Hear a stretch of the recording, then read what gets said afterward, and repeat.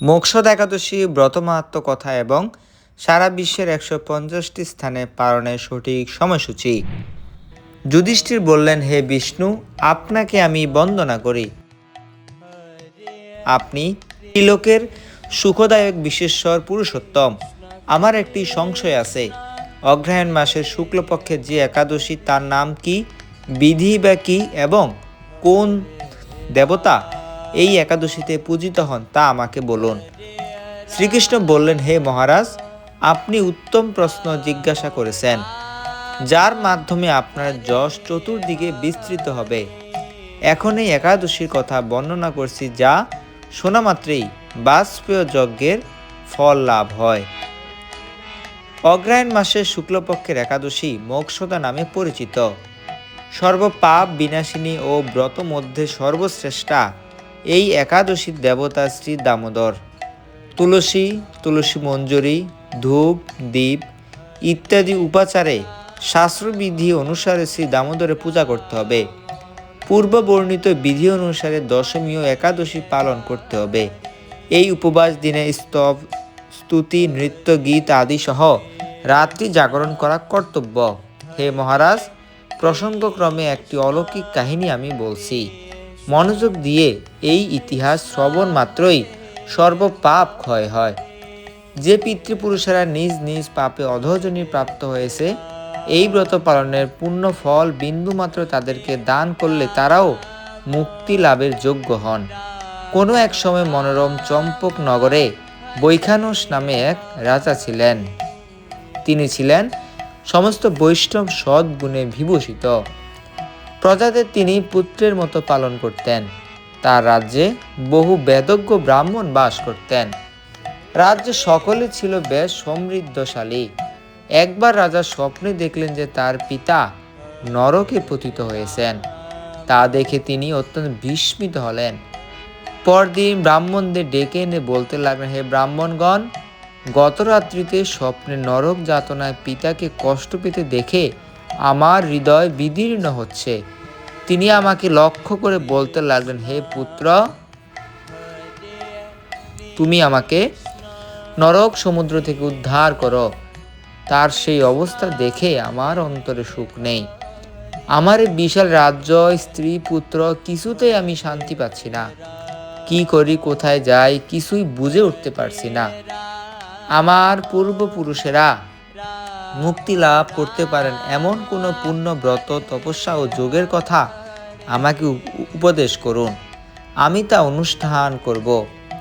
আমার মতো পুত্র বর্তমানে থাকা সত্ত্বেও যদি পিতা মাতা পূর্বপুরুষেরা নরক যাতনা ভোগ করতে থাকেন, তবে সেই পুত্রের কি প্রয়োজন? ব্রাহ্মণগণ বললেন, হে মহারাজ, আপনার রাজ্যের কাছে মহর্ষি পর্বতমুনি আশ্রম রয়েছে। তিনি ত্রিকালজ্ঞ। তার কাছে আপনার মুক্তির উপায় জানতে পারবেন। ব্রাহ্মণদের উপদেশ শ্রবণ করে মহাত্মা বৈখানস তাদের সঙ্গে নিয়ে সেই পর্বতমুনির আশ্রমে গমন করলেন। তারা দূর থেকে ঋষিবরকে সাষ্টাঙ্গ প্রণাম করে তার কাছে গেলেন। মুনিবর রাজার কুশল বার্তা জিজ্ঞাসা করলেন। রাজা বললেন, হে প্রভু, আপনার কৃপায় আমার সবই কুশল। তবে আমি একদিন স্বপ্নযোগে পিতার নরক যাতনা ও কাতর আর্তনাদ শুনে অত্যন্ত দুঃখিত ও চিন্তাগ্রস্ত হয়েছি। কোন পুণ্যের ফলে তিনি সে দুর্দশা থেকে মুক্তি পাবেন, তার উপায় জানতেই আপনার শরণাগত হয়েছি। রাজার কথা শুনে পর্বতমুনি কিছুক্ষণ ধ্যানস্থ হয়ে বললেন, হে মহারাজ, পূর্বজন্মে তোমার পিতা অত্যন্ত কামাচারী হওয়ায় তার এইরকম অধোগতি লাভ হয়েছে। এখন এই পাপ থেকে মুক্তির উপায় বর্ণনা করছি। অগ্রহায়ণ মাসে শুক্লপক্ষের মোক্ষদ একাদশী পালন করে সেই পুণ্য ফল পিতাকে প্রদান করো। সেই পুণ্য প্রভাবে তোমার পিতার মুক্তি লাভ হবে। মুনির কথা শুনে রাজা নিজের প্রাসাদে ফিরে এলেন।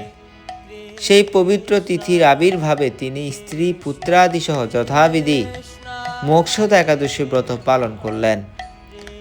ব্রতের পূর্ণ ফল পিতার উদ্দেশ্যে প্রদান করলেন। ওই পূর্ণ ফল দানের সঙ্গে সঙ্গে আকাশ থেকে পুষ্প বৃষ্টি হতে লাগলো। হে পুত্র, তোমার মঙ্গল হোক।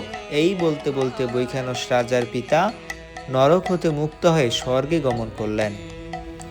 হে মহারাজ যুধিষ্ঠির, যে ব্যক্তি এই মঙ্গলদায়িনী মোক্ষদ একাদশী ব্রত পালন করে তার সমস্ত পাপ বিনষ্ট হয় এবং মৃত্যুর পরে মুক্তি লাভ করে।